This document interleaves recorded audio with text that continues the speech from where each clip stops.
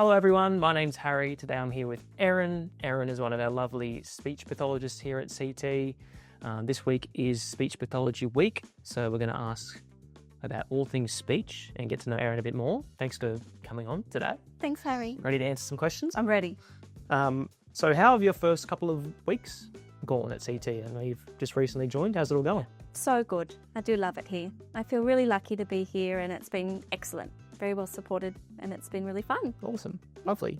So yes, this week is Speech Pathology Week and the theme is impact through communication. When somebody finds communication difficult or tough, what are some simple things that we can do to make it easier for them? Yeah, there's a few things that make it a little bit easier. I think the main one is just to meet them where they are. So someone might have a communication problem for a variety of different reasons. What we like to do is just make sure you've got the eye contact, your body language is open, you're patient with them, you give them time to respond and speak as quickly or as slowly as they need to. I think we could use different strategies like getting them to write something down, or we might write a keyword ourselves or give them some visuals to look at to help them talk. People will respond in different ways, so it's important just to let them do what they need to do. Okay, but the main thing is to like meet them where they're at. Is the Absolutely, go-to? absolutely, okay. That's right. Cool. And what areas of speech pathology do you find most interesting? Do you have any kind of favourite areas that you find interesting? I do love dysphagia management. So dysphagia is the difficulty swallowing.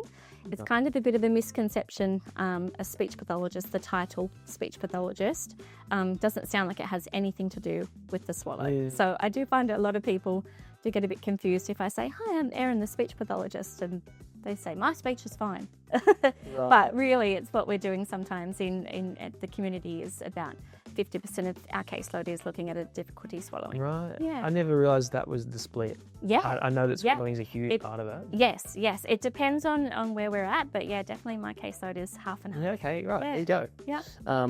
So that is one misconception about speech. Yeah. That, it's not all speech. That's right. I think our title is super misleading. Yeah, okay.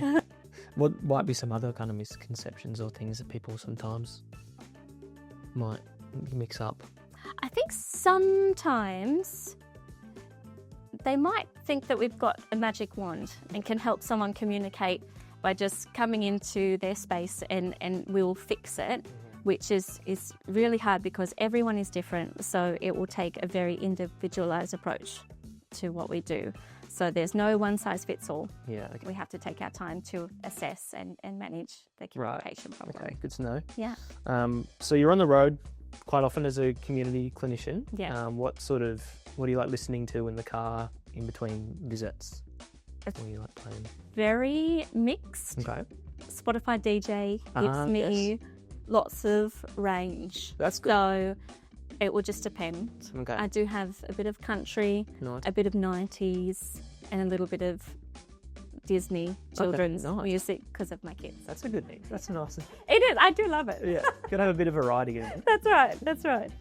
And just finally, what's one small change that tends to make the biggest difference for most people in assisting their communication? I think don't speak for them. Try to just let them get their message out. Be really patient.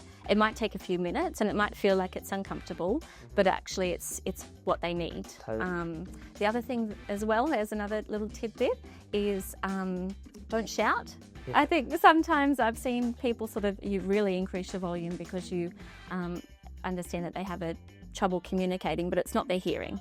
So we don't need to yell and we just need to be patient. Right. I think I recently saw a video of somebody who had quite a severe stutter. Yeah.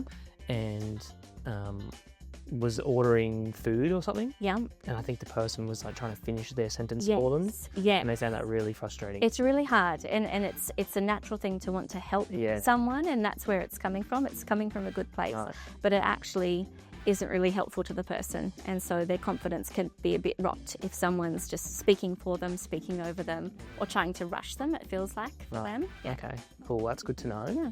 Thank you so much for joining me today. Thanks, Harry. I hope you enjoyed and got to know a little bit more about what Erin does and just speech pathology in general.